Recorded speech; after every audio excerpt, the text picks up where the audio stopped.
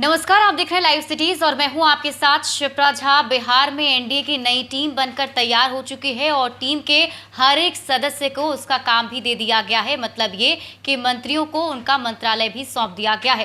राज्यपाल सचिवालय की ओर से भी नोटिफिकेशन जारी करके ये सूचना दे दी गई है कि आखिर कौन से मंत्री कौन सा पदभार संभालने जा रहे हैं।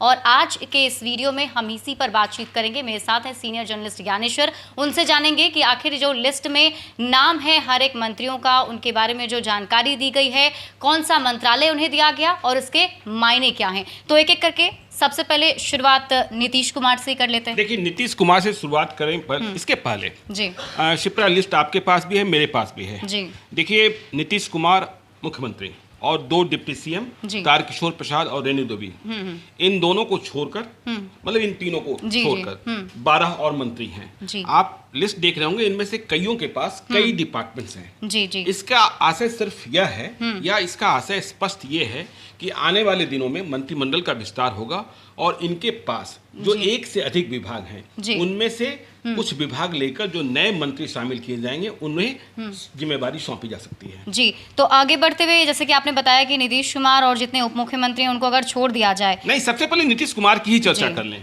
देखिए, नीतीश कुमार के पास है सामान्य प्रशासन, जनरल एडमिनिस्ट्रेशन, गृह, होम, मंत्रिमंडल सचिवालय, कैबिनेट सेक्रेटेरिएट, निगरानी, निर्वाचन और ऐसे सभी विभाग जो किसी को आवंटित नहीं है। शिप्रा जी, यह बहुत ही महत्वपूर्ण है नीतीश कुमार के महकमों की विवेचना करना, क्योंकि कल रात से इस बात को लेकर बड़ा कंफ्यूजन था कि होम डिपार्टमेंट किसके पास रहेगा।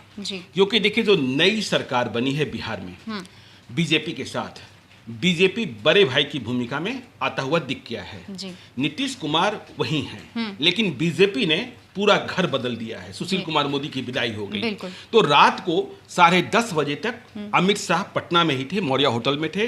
देवेंद्र फडणवीस, भूपेंद्र यादव और नित्यानंद राय के साथ मीटिंग चल रही थी। और आज जो मंत्रिमंडल के बंटवारे में जो देरी हुई, उसके पीछे भी वजह थी। कल रात जो गुजरी है वो बहुत तनाव की रात थी। कहा यह जा रहा था कि होम मिनिस्ट्री ये बीजेपी अपने पास रखना चाहती है, लेकिन जब ये सूची आई है, यह बिहार के लिए सुकून की बात है कि होम और सामान्य प्रशासन दोनों नीतीश कुमार के पास है। क्योंकि देखिए, नीतीश कुमार ही चेहरे हैं, नीतीश कुमार ही मुख्यमंत्री हैं और नीतीश कुमार ही बिहार के भरोसा है। नीतीश कुमार के पास होम रहना इसलिए जरूरी था क्योंकि नीतीश कुमार के पास आईएएस और आईपीएस दोनों होते हैं, तो बिहार को सुकून मिलता है।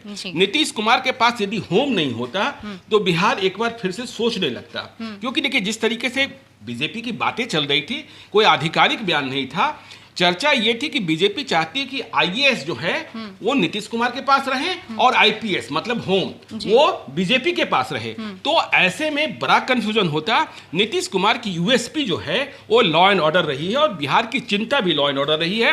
तो अब ये नोटिफिकेशन आ गया है और यह सुकून की बात है कि नीतीश कुमार के पास ही होम मिनिस्ट्री भी है, मतलब बिहार का होम डिपार्टमेंट है और बिहार का सामान्य प्रशासन भी है, मतलब आईएएस और आईपीएस। यह इसलिए भी सुकून की बात है कि जो बातें चल रही थी, नीतीश कुमार जो उनके उसूल हैं उनसे उन्होंने समझौता नहीं किया है। और चाहे जो बातें हुई, नीतीश कुमार ने यह सिद्ध किया कि सरकार तो हम चलाएंगे। ठीक है, आपकी हिस्सेदारी जरूर बढ़ गई है, लेकिन हम झुक नहीं सकते।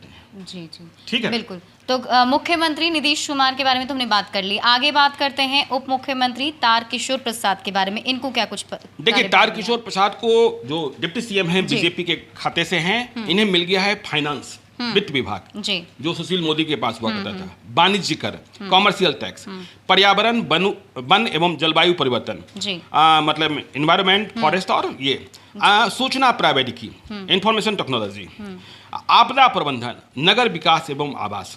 देखिए, पर्यावरण, वन, सूचना प्रौद्योगिकी, आपदा प्रबंधन, नगर विकास एवं आवास, ये सारे विभाग हो सकता है कि जब विस्तार हो तो ये दूसरे मंत्री जो बनेंगे बीजेपी के कोटे से, ये विभाग बीजेपी के खाते में चले गए, यह बात आप कह सकते हैं।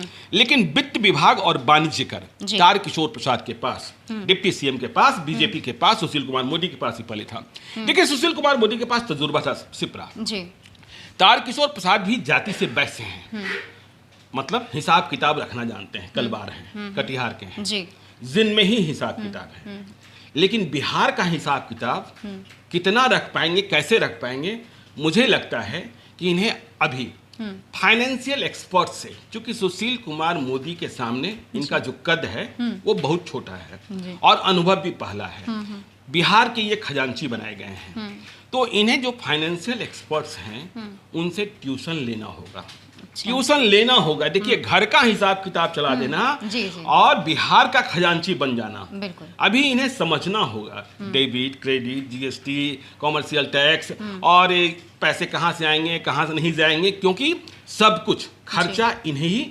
तो बिहार की माली हालत को लेकर ऐसे भी खबरें चलती रहती हैं। तो ऐसे में इन्हें फाइनेंशियल एक्सपर्ट से बैंकर्स के साथ क्या मीटिंग करेंगे, कैसे लोन डिस्बर्समेंट पर बात करेंगे। देखिए, सुशील कुमार मोदी होते थे और नीतीश कुमार होते थे, तो यह बात बराबर होती थी और बैंकर्स पर यह दबाव बनाया जाता था। कितने सफल होते थे, कितने सफल नहीं होते थे, इसकी विवेचना अभी हम नहीं करेंगे। लेकिन यह बात जरूर कही जाती थी कि बिहार के जो बैंकर्स हैं बिहार में डिपॉजिट्स प्राप्त करते हैं, मतलब हम और आप पैसे जमा करते हैं, लेकिन वो कर्ज देने में, लोन देने में दूसरे स्टेट्स को लोन दे देते हैं। तो ये सारे मामले हैं। तो इन्हें फाइनेंशियल एक्सपर्ट से देखिए अभी ट्यूशन लेना होगा, मतलब इनको तैयारी करनी पड़ेगी। तैयारी करनी होगी। आगे बढ़ते हैं। तीसरे नंबर पर रेणु देवी हैं, ये भी उप मुख्यमंत्री और पहली बार ऐसा हुआ है बिहार में दो डिप्टी सीएम है। इनको क्या कुछ देखिए, पंचायती राज है, पिछड़ा वर्ग एवं अति पिछड़ा वर्ग कल्याण है, उद्योग है। देखिए, महत्वपूर्ण विभाग तो उद्योग ही है, पंचायती राज और पिछड़ा वर्ग एवं अति पिछड़ा वर्ग कल्याण। देखिए, रेणु देवी के पास इतना बड़ा विभाग नहीं है। हाँ, उद्योग जी।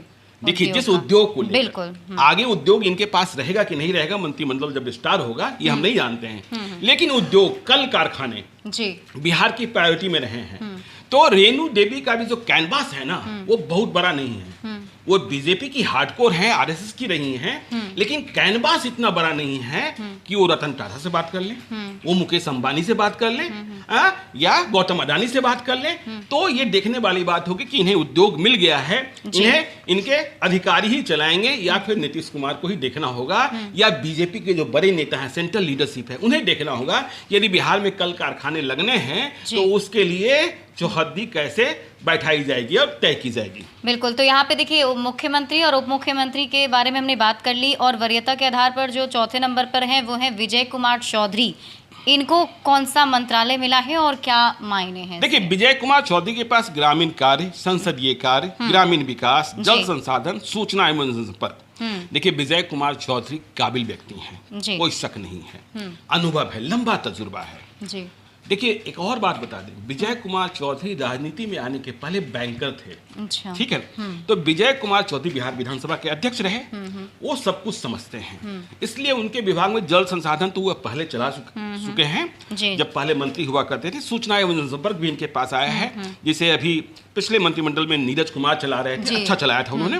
तो विजय कुमार चौधरी को किसी भी विभाग को संभालने में परेशानी नहीं होगी, और उन्हें यह भी पता है कि जब मंत्रिमंडल का विस्तार होगा तो इनमें से कई विभाग जो हैं नए साथियों को प्राप्त हो जाएंगे। बिल्कुल। आगे बढ़ते हैं और 5वें नंबर पर हैं विजेंद्र प्रसाद यादव।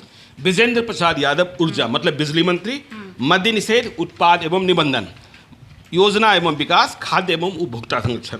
देखिए, ऊर्जा तो ये देखते ही रहे हैं, बिजली, हाँ, मद्य निषेध, उत्पाद एवं प्रबंधन, योजना एवं विकास, खाद्य एवं उपभोक्ता संरक्षण, दो ऐसे विभाग हैं जो बाद में किसी और को दिए जा सकते हैं। देखिए, मद्य निषेध, उत्पाद एवं निबंधन की हम चर्चा करना चाहेंगे। यह भी नीतीश कुमार ने कहा कि शराबबंदी हम लागू किए जी, इसके कारण उन्हें महिलाओं का वोट भी मिला। लेकिन सच्चाई ये है कि शराब बिहार में हर जगह उपलब्ध है, होम डिलीवरी है। सरकार को होने वाली आय बंद हो गई है, जो रेवेन्यू प्राप्त होता था, राजस्व प्राप्त होता है।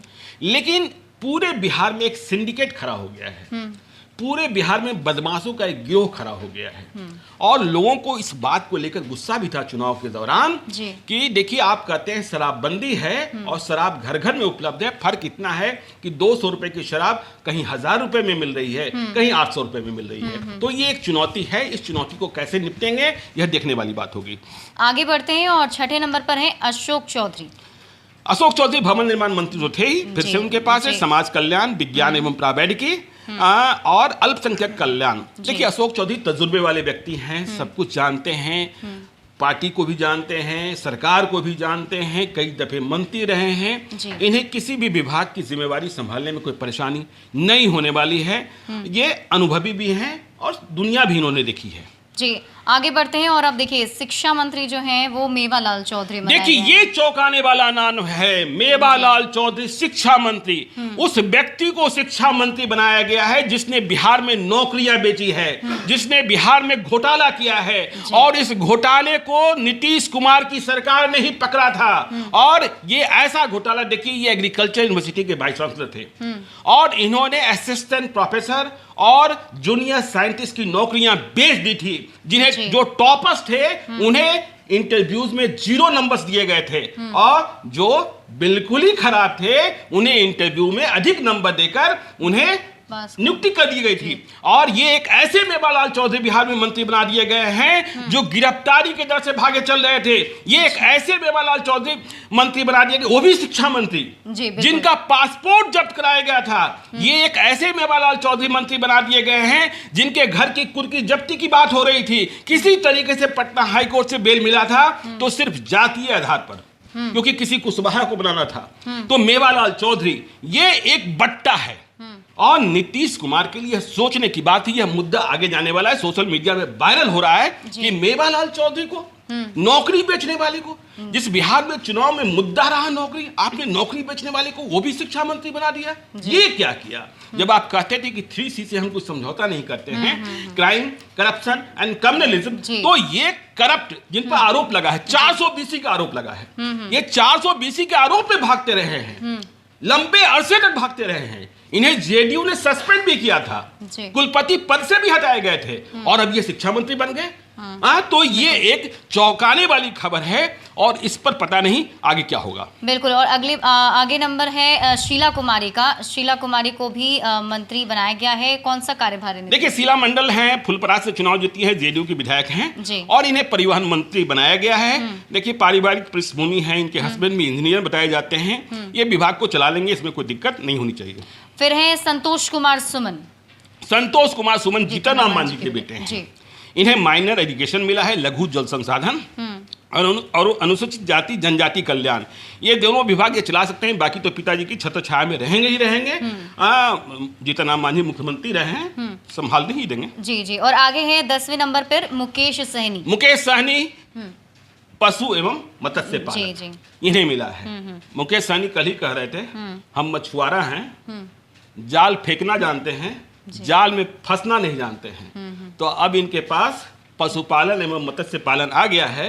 देखना ये होगा कि जो मल्लाह की राजनीति करते रहे हैं, ये पशुपालन और मत्स्य पालन मंत्री की हैसियत से मछुआरा भाइयों के लिए, अपने मछुआरा भाइयों के लिए और पशुपालकों के लिए कल्याण का कितना कार्यक्रम करा पाते हैं। सबसे युवा मंत्री हैं। जी जी। आगे बढ़ते हैं और अब है 11 नंबर पर मंगल पांडे। देखिए मंगल पांडे को हेल्थ मिला है, कला संस्कृति और युवा मिला है, पथ निर्माण मिला है। तो देखिए हेल्थ तो इनके पास रह जाएगा। जब मंत्रिमंडल विस्तार होगा तो कला संस्कृति एवं युवा और पथ निर्माण, ये 2 विभाग जो हैं और किसी के पास जा सकते हैं। हेल्थ मिनिस्टर तो अभी थे ही और इनके तजुर्बे में तो कोई परेशानी है नहीं, इसलिए ये अपना विभाग चलाते रहेंगे और सामंजस्य बैठाते रहेंगे।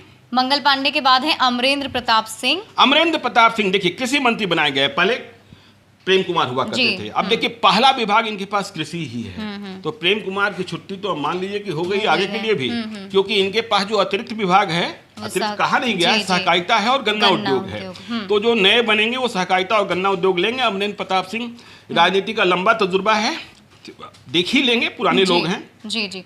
आगे बढ़ते हैं और अब है रामप्रीत पासवान। देखिए डॉक्टर रामप्रीत पासवान है, नाम के आगे ही डॉक्टर लगा है, PhD मंत्री। ये बीजेपी के खाते से हैं और राजनगर मधुबनी से चुनाव जीते हैं, सुरक्षित क्षेत्र से। देखिए इनके पास भी बड़ी चुनौती होगी, क्योंकि मुख्यमंत्री नीतीश कुमार की योजना जल नल, जिस पर सवाल उठ खड़े होने शुरू हुए हैं कि कहीं नल लग गया तो जल नहीं आ रहा है। तो ये सारे, तो ये देखना होगा कि ये विभाग कैसे चलाते हैं। और रामप्रीत पासवान के बाद है जीवेश कुमार। देखिए जीवेश मिश्रा जाले से चुनाव जीते हैं, बीजेपी के हैं। श्रम संसाधन जो पहले विजय कुमार सिन्हा के पास हुआ करता था, पर्यटन और खान एवं भूतत्व, मतलब टूरिज्म और माइंस भी इनके पास है, तो श्रम संसाधन बने रह सकते हैं। आगे क्या होगा देखना होगा, जब विभाग, जब नया मंत्रिमंडल और बनेगा, विस्तार होगा, तो जीवेश मिश्रा को बीजेपी के लोग सपोर्ट करेंगे ही करेंगे। जी। और नीतीश कुमार की टीम में जो आखिरी टीम के सदस्य हैं वो है राम सूरत कुमार, इनमें राम कौन सूरत सा? राय देखिए और आई से चुनाव जीते हैं मुजफ्फरपुर के, शायद दूसरे बार विधायक होंगे, शायद दूसरे बार है, देखिए 2015 में तो हार गए थे। राजस्व एवं भूमि सुधार और विधि विभाग मिला है, कोशिश करना चाहिए कि ये विभाग चला ले। लेकिन बिहार के लिए सबसे सुकून की बात है कि नीतीश कुमार के पास होम मिनिस्ट्री है और जनरल एडमिनिस्ट्रेशन है। बीजेपी की जो चर्चाएं थी कल रात से कि होम बीजेपी के पास रहेगी, वो नीतीश कुमार के पास ही है। मतलब नीतीश कुमार के पास आईएएस और आईपीएस दोनों हैं और नीतीश कुमार के पास होम है, तो बिहार को सुकून है। जी, तो ये ऐसे 15 जो लिस्ट आपको हमने दिखाई, जिस लिस्ट में ये बताया गया है कि कौन से मंत्री को कौन सा पदभार दिया गया है। ऐसे बहुत सारे ऐसे मंत्री हैं जिनको एक के अलावा बहुत सारे और भी मंत्रालय अभी दे दिए गए हैं। हालांकि आगे विस्तार होगा तो फिर इसका डिस्ट्रीब्यूशन अलग अलग भी हो सकता है। ज़्यादा अपडेट के लिए आप जुड़े रहिए लाइव सिटीज़ के साथ, और अभी तक अगर आपने हमारा यूट्यूब चैनल सब्सक्राइब नहीं किया है तो सब्सक्राइब कर लीजिए। ये वीडियो अगर आप फेसबुक पेज पर देख रहे हैं तो पेज को लाइक कीजिए, साथ ही साथ आप हमें ट्विटर पर फॉलो करना मत भूलिएगा।